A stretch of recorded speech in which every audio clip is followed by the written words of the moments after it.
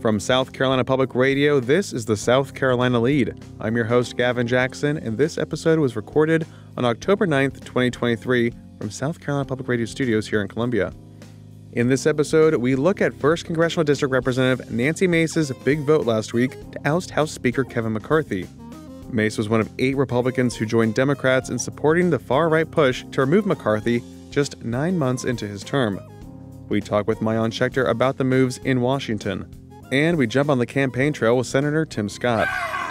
The Lead loves hearing from everyone. That's why we have a voicemail box set up at 803-563-7169. We need to change the message on the voicemail box. We know it is from COVID times, but that shouldn't stop you from calling and letting us know what's on your mind. We love hearing from you guys and knowing what's happening. Give us some hot takes. There's a lot going on in the world.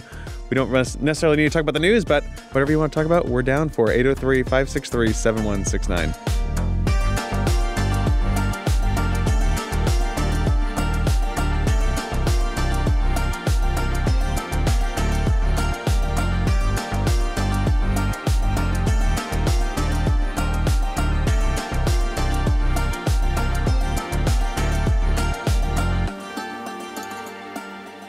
Republican Nancy Mace is no stranger to headlines and getting media interviews. But last week, the media-savvy Low Country Congresswoman got right in the middle of it during the far-right push to oust House Speaker Kevin McCarthy.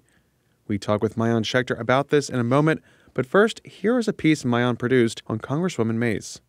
Nancy Mace told reporters that Kevin McCarthy had broken promises to her. I've made deals with Kevin McCarthy, with the Speaker, that he has not kept to help women in this country, and we have done nothing for them. And I come from South Carolina, and when you shake my hand and you make a promise and you don't keep it, there are consequences to those actions. And as a woman who has been fighting my party on this issue, to be made promises that we're going to work to get women greater access to birth control, and we don't do it, and now we're 10 months in and we don't have time to do it, or as a survivor of rape, and I worked all year on a rape kit bill that hasn't seen the time of day, I cannot tell you how frustrating that is as a woman in this conference, in this Capitol, to have that happen. Like, if you make a promise, you should keep it. And if you promise women you're going to help them, then you damn well better do it. Her vote against McCarthy may have isolated her within her own party, but those like former State House GOP leader Gary Simrell, who served with Mace in the legislature, says she doesn't always toe the party line. To paraphrase Dirty Dancing in a cinematic way, no one paints Nancy in a corner. Her views and her actions are her. They are not of a party structure. You know, that's my view. She has a very independent streak in her viewpoints.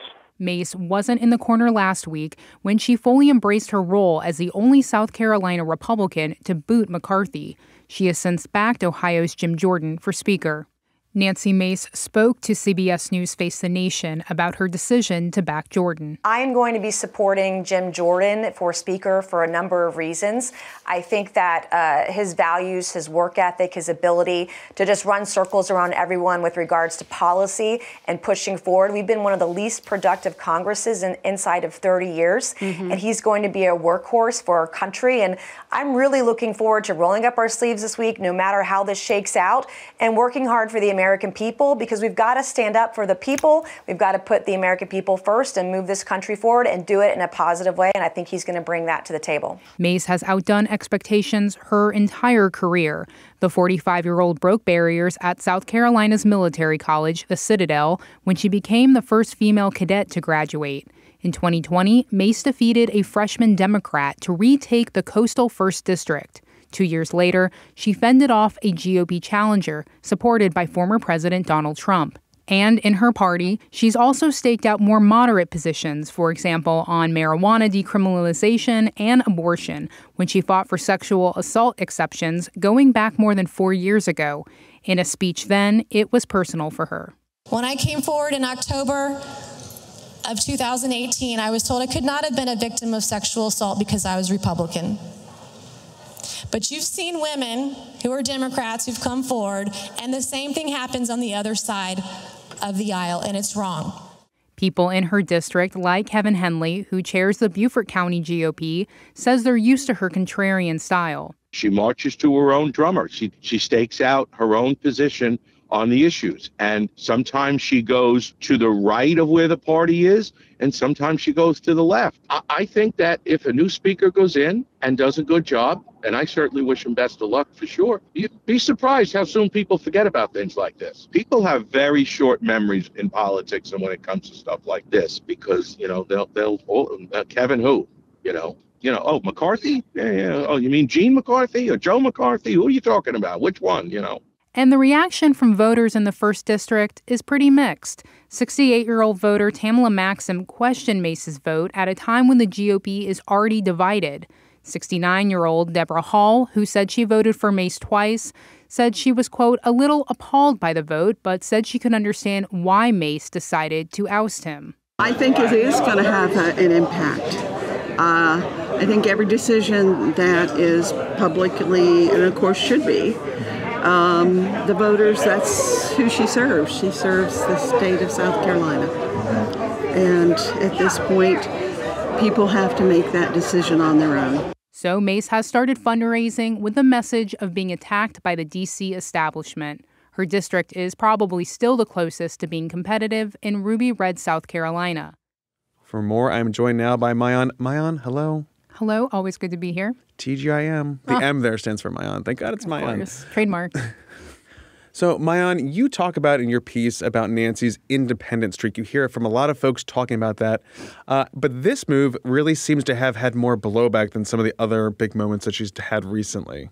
And I think there's still room to figure out and see whether that blowback will be pretty serious or not. Right now, she may be in a more of an isolation kind of a zone. She was the only Republican in South Carolina's congressional delegation in the House to vote to boot McCarthy, the former U.S. House Speaker. Of course, Congressman Jim Clyburn was voted with the rest of the Democrats to also oust him as well. But she definitely has made a name for herself within the GOP caucus, also within the delegation. And it's hard to say what her relationship is right now with the rest of the delegation.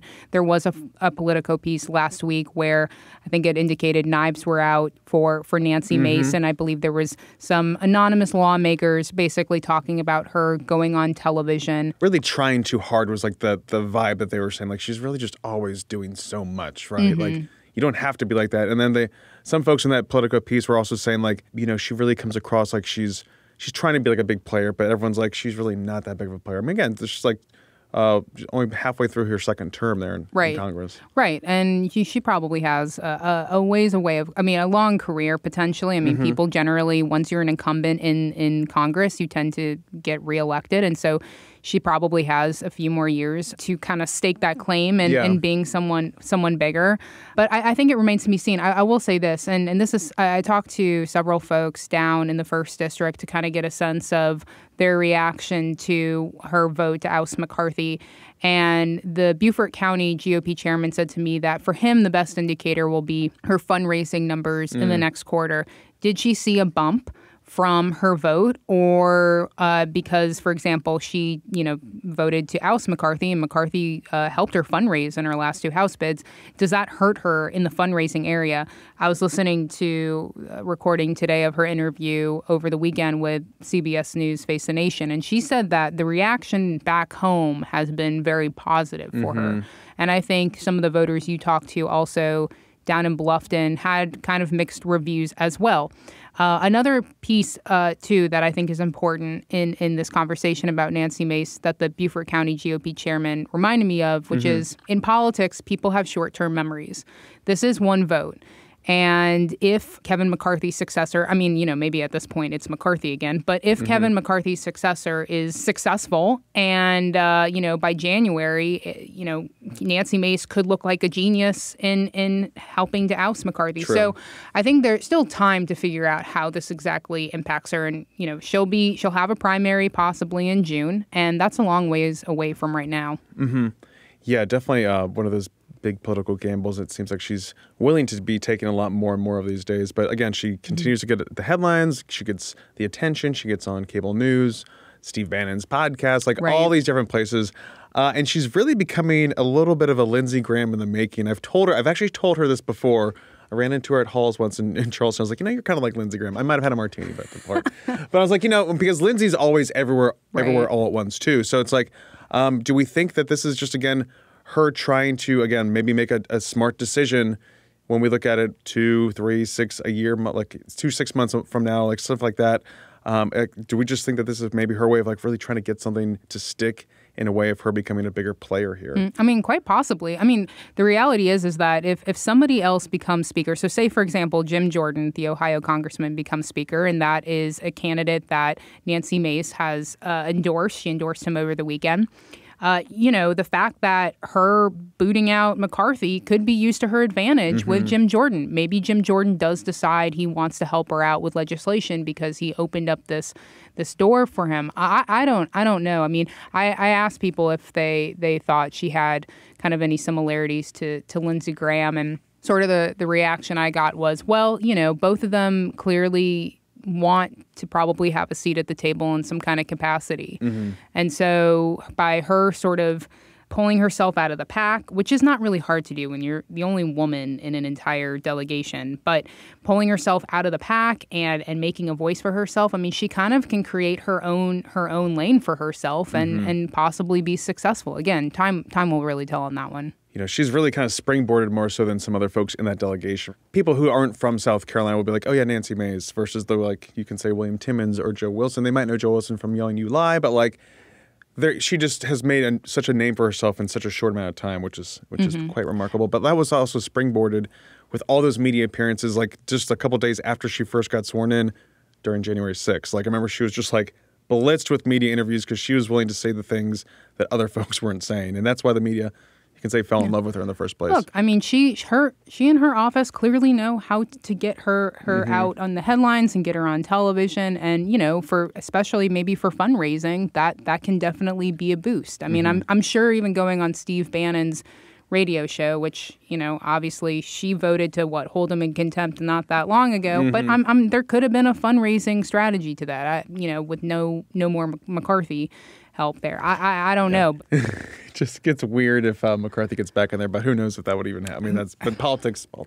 So, who knows? Just kind of wrapping up my own there. Since the situation in Israel occurred over the weekend, the dynamics of this race have really changed, and I think it seems like there's a bigger push for Republicans to really unify and get a speaker in there because a lot's going on. Big decisions need to be made. There needs to be some unity in America for strength. I mean, we are going to hear from Nikki Haley in a moment and Tim Scott just kind of talking about how without unity we are weaker, especially when it comes to national security. So any thoughts from folks about just getting unified at this point and just making sure, the House can actually govern itself because there's so much going on right now? Right. Well, I've seen kind of I've seen both sides talking about that having a speaker, not having a speaker hurts them coming back.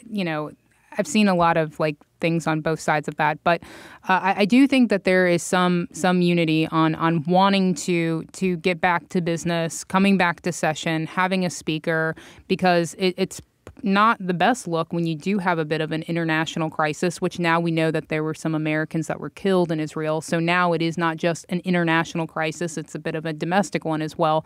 To not have your not to put a cliche out there, but your house in order. Yeah. So I do think that there is some unison in getting back to business. Now, the question of, is there unison on a speaker? Well, you and I were just talking. There's a Hill reporter who was tweeting that right now, neither Jim Jordan or the other speaker candidate, Steve Scalise from Louisiana, have the 217, 218 votes to actually make them speaker. And then I saw some tweets today. Kevin McCarthy was talking to, I believe, reporters about Israel. Maybe McCarthy is kind of staging a possible comeback. So the vote is expected to happen, on Wednesday? It's given the fact that McCarthy only became speaker after 15 votes, who knows how long this one is going to take. Yeah, and I know a big factor is also that ability for any member to oust the speaker too. That motion to vacate is going to be a big thing there. So, I mean, who would want that job if you can get kicked out from one person that leads the charge and people like Nancy Mace and other folks jump on board? I'm happy to be an observer. Very good, Maayan Schechter. Thank you so much for that report. Thank you as always.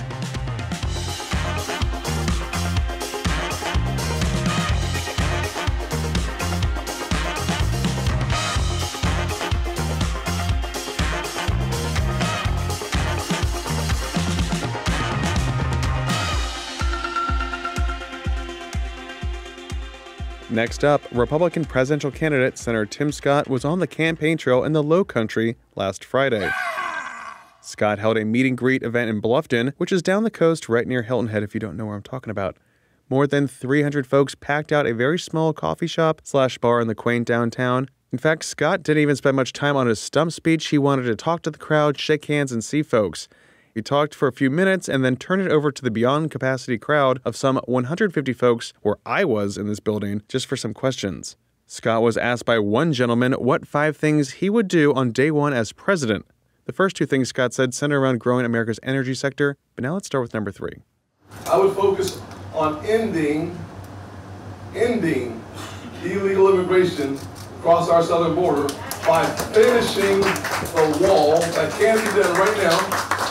And I would use $5 billion in a nation that spends $7 trillion to use the available military-grade technology to provide surveillance on our southern border to stop fentanyl from killing 70,000 more Americans in the next 12 months, and to stop human trafficking from crossing our border.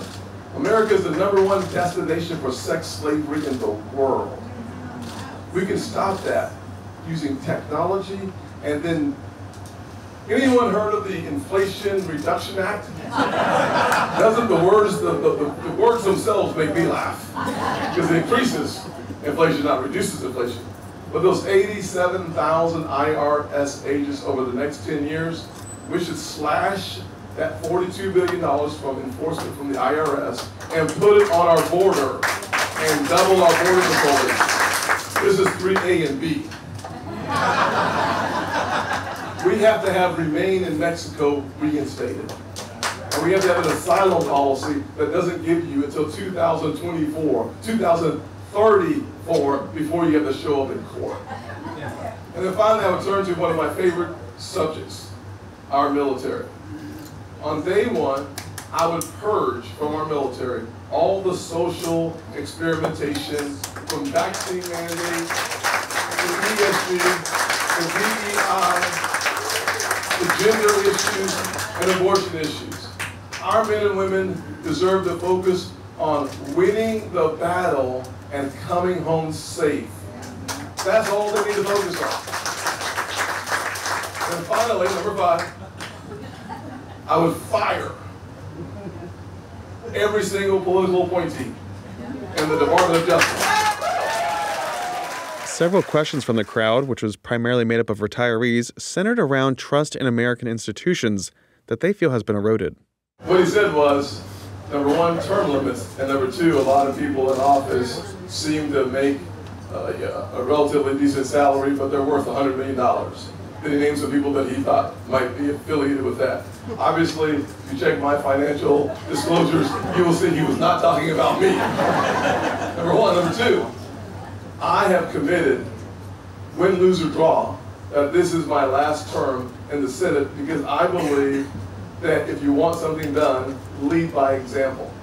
I love serving the great people of South Carolina, but I believe that term limits is a necessary component to a high-functioning government where there are people who understand, come to Washington, go home, please. And so, I'm not going to answer the net worth of other people that I don't have, but I can tell you that the greatest privilege that I have, besides being Francis Scott's son and giving my life to the Lord Jesus Christ, is serving the people of South Carolina.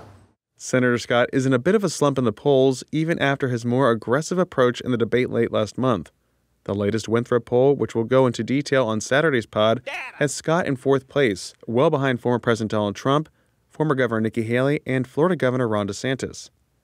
Scott did gaggle with the press afterwards, and I asked him about Congresswoman Mace's vote to oust McCarthy. Here's what he had to say. The road to socialism runs right through a divided Republican Party, and when you have 4% of the party that can overturn the will of the other 96%, it can't be good for the conference. Certainly it's not good for America.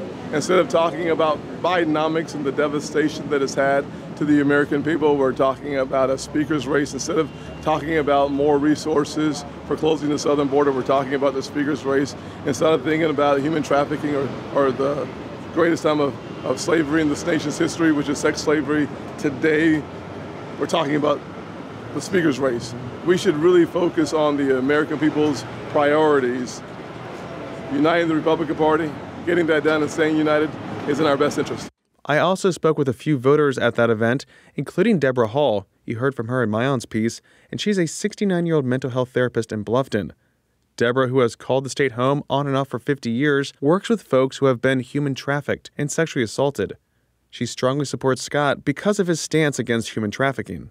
I have been a part of the community here, and I think that Tim Scott is a grassroots kind of guy. And so is Nikki Haley. I mean, she did a fabulous job in Charleston when the Mother Emanuel crisis hit. I was so impressed. But, and I'm impressed too that she has the international capability that Tim does not. But I think Tim is our hometown fella, and I want to be here to support him. And if you thought that was all the campaign trail news I had for you, well, think again, folks. That's right, Senator Tim Scott continued his South Carolina swing in Greenville on Monday, where he had a town hall and then also spoke with faith leaders in light of the situation in Israel. Biotech entrepreneur Vivek Ramaswamy was also in the upstate area, and he held town hall events in Rock Hill and Spartanburg on Monday. And Ramaswamy also filed to be on the South Carolina primary ballot as well. The deadline to file for the February 24th primary is October 31st. Happy Halloween. We'll see who is willing to shell out the $50,000 fee. That ain't no trick or treat, folks. Speaking of filing, former Governor Haley will be filing to be on the New Hampshire ballot later this week, though we still don't have a date yet for the first in the nation Republican presidential primary. Keep us in suspense, New Hampshire, by all means. Sticking with Haley, she was on NBC's Meet the Press following Secretary of State Antony Blinken, and she weighed in on the major attack against Israel launched by the Palestinian militant group Hamas on Saturday. Here's part of Haley's interview with moderator Kristen Wilker. Well, I think that there will be a time and place to deal with whether it was an intelligence failure. I think right now what I want the American people to know is just imagine the Israeli people woke up to seeing their own citizens dragged in the streets, the elderly, children, women taken as hostages, whole families murdered. And so now today the Israeli people and the country are having to face the fact that their loved ones are being deployed, that they are having to go to the front lines to defend their country, that businesses are having to be shuttered because their workers are leaving to go defend the country, and because they've had a massive terrorist attack. And so I think that prayers for determination and strength for the Israeli people. But what I want the American people to know is what happened when they were dragging those people in the streets? What happened when they were murdering innocent Israelis? The Hamas and the backers who support them, the Iranian regime, were chanting death to Israel, death to America. That's what we have to remember. We are united with Israel because we are united because both Hamas, Hezbollah, the Houthis, and the Iranian backers, they hate us. And we have to remember that what happened to Israel could happen here in America. And I hope that we all unite and stand with Israel because they really need us right now. Quick follow-up there, Ambassador. Does that mean that you are concerned about potential attacks on the home front in the wake of what we saw in Israel?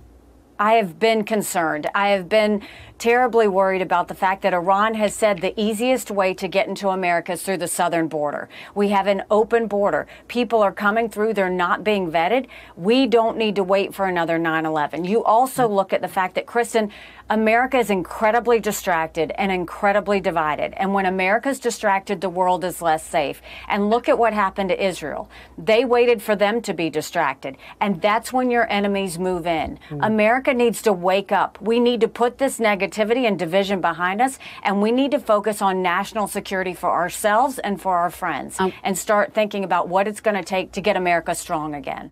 And she wasn't the only South Carolinian running for president that was on the Sunday show. That's right, Senator Scott appeared on CBS's Face the Nation in a pre-taped segment with moderator Margaret Brennan. This was before the Hamas attack on Israel. Since we already heard from Senator Scott, I'm not going to use any clips of that interview. And finally, a heads up. I will be in Washington on Tuesday ahead of the arguments before the U.S. Supreme Court on Wednesday over the redrawn 1st Congressional District map. The case is centered around the map drawn from the 2020 census that a lower federal court said was racially gerrymandered. The map was approved by the state legislature and signed by the governor in early 2022.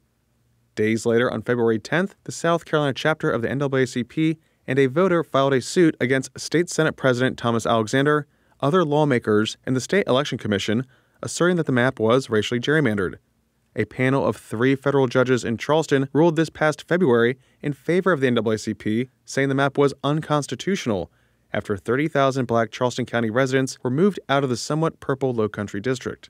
Senate President Alexander appealed that South Carolina federal court's ruling, and in May, the U.S. Supreme Court decided to hear the case this term. We'll have coverage of that case in Saturday's episode, and we'll also catch up with Winthrop University political science professor Dr. Scott Huffman and look at the finding of his latest Winthrop poll. Data! And another FYI, I will also be in New Hampshire later this week on the campaign trail with Nikki Haley. So stay tuned.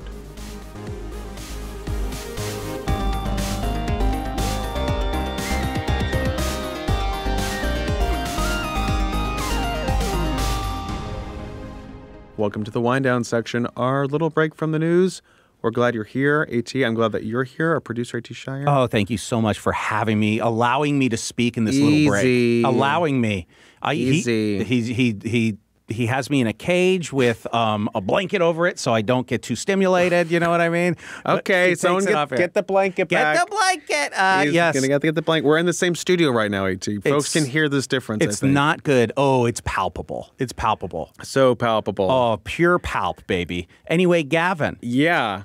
In this little break, from the news, we take some voicemails. Okay. So are you ready to take a voicemail, mister, in the same room as me? Okay. Are you ready? It sounds terrific. Okay, terrific. Let's go. Cue it up. Hey, Gavin and AT, this is Joan, your devoted Myrtle Beach leader. It's almost a year since I last called in, so there's so much to catch up on. Ages ago, you asked for the weirdest online ad we'd ever seen. Well, we started renovating our kitchen at the end of June. You know, very straightforward, same footprint, no major changes. Don't ask why it's still not done. But we've been searching a lot online for the usual kitchen gear, doors, pulls and knobs, sinks, faucets, blah, blah, blah. Of course, it generated tons of online ads, but it was pretty hilarious when my husband started getting ads for cast iron manhole covers. So go figure, we're not renovating the city streets. So I'm also late to offer feedback on the lead format. I enjoy the pod totally. Like other leaders, I come to the news, I stay for the banter. It's like listening to my younger brothers josh around. You make me laugh out loud. And I really appreciate having my aunt, Amy, Meg, and other women in the mix, too. So honestly, I think it's pretty hard to improve on the formula you have. You cover the big statewide buckets, politics, health, education, legislation, economics. You know, comprehensive and even-handed style. But I will say ditto to Ben from Greenville, who suggested adding more regional news, maybe giving local or weekly newspaper reporters an occasional platform. Horry County is one of the fastest growing counties in the nation, and the development here is jaw-dropping. Trees disappear, wetlands go away, there's flooding, jammed roads, stuffed schools. It's crazy. So how does crazy growth here or in Greenville or in Charleston impact the rest of the state? Our rural counties lose population, lose tax bases. How do we ensure services and opportunities are balanced for all South Carolinians?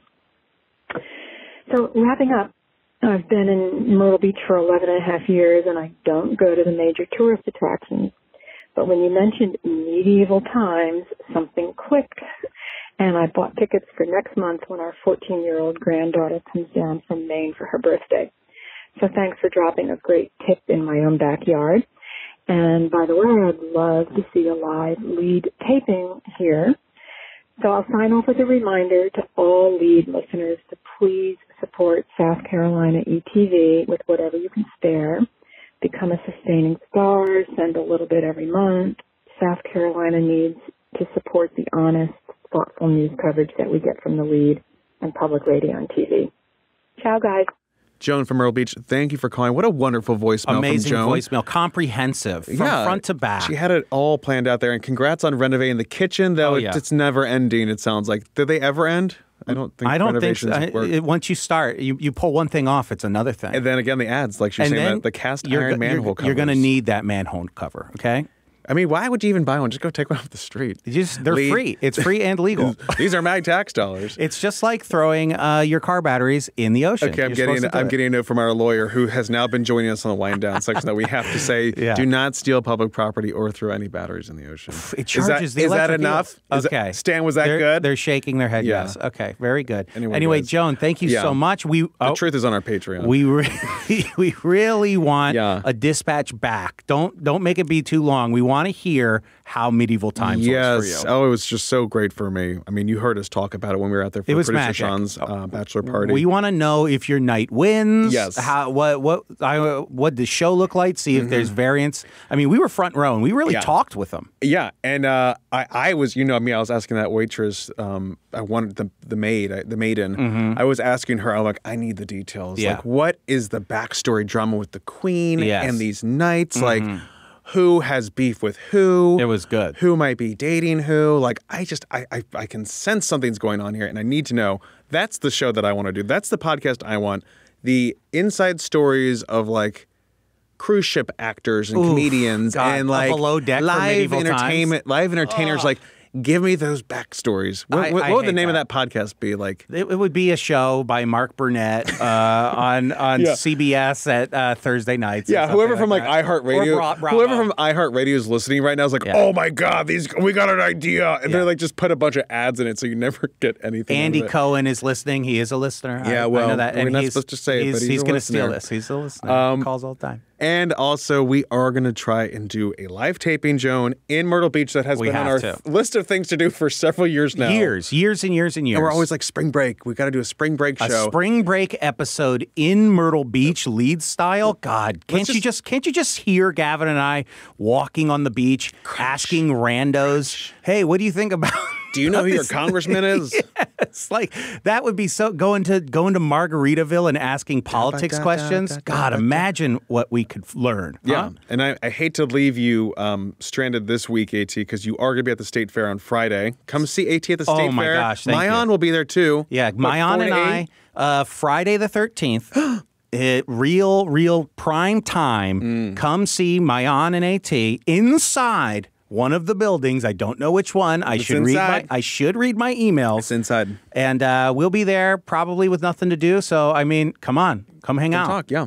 I hate, because originally I was like, I want to go. Like, we're going to go together. Yeah, we're going to talk to the people at the fair, because when you hear folks on this podcast, they are typically at a political event. So they're already kind of engaged. Folks at the fair, they are going to be the entire spectrum. Completely unplugged. And I wanted them to be just like, I want to be like Donald Trump, Nikki Haley, go on, Tim Scott, and just see what they say. Yeah. I don't have to ask a question, just be like, prompts. Tim Scott. Exactly. Vivek Ramaswamy. Anyway, we know we've gone too long. Joan, your voicemail was just so good that it made us ramble. We love you. Please call in more often. Thank you. And thank you. Anyway, Gavin, hit him with the outro. We love you all. Wish Gavin good luck on his flights. Bye. Okay, we can't do this without him. So we love him. So go ahead, Gavin.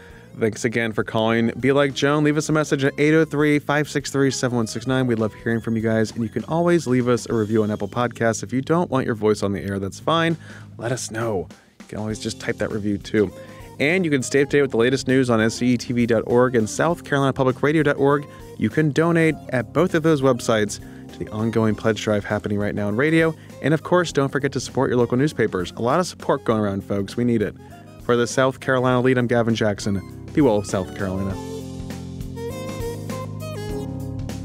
It's hard for people to understand the genius of South of Spooky. Oh, it's taking years. It's not going to be fully understood for years. And we have done a full 360.